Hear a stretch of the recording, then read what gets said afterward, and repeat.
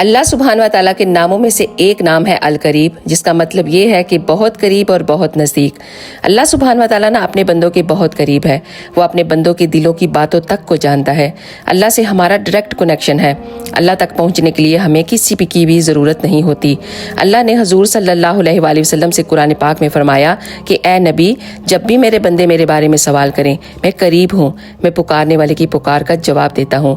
جب بھی وہ مجھے پکارے، جس بھی حال میں مجھے پکارے، زور سے پکارے، دل میں پکارے، خوشی میں پکارے یا پھر غمی میں پکارے، ہر رات اللہ سبحانہ و تعالیٰ پہلے عرش پر آتے ہیں اور اعلان کرتے ہیں، ہے کوئی مجھ سے بخشش مانگنے والا تو میں اسے بخش دوں، ہے کوئی مجھ سے دعا مانگنے والا تو میں اس کی دعا کو قبول کروں، ہے کوئی مجھ سے رزق طلب کرنے والا تو میں اسے رزق عطا کروں۔ اور فجر تک یہ اعلان ہوتا رہتا ہے۔ اللہ اپنے ایمان والے بندوں کو کبھی بھی اکیلا نہیں چھوڑتا، ان کو اللہ کا خاص قرب نصیب ہوتا ہے۔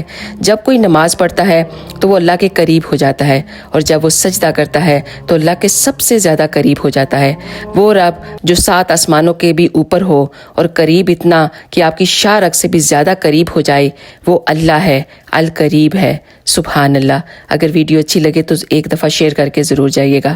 جزاک اللہ خیر۔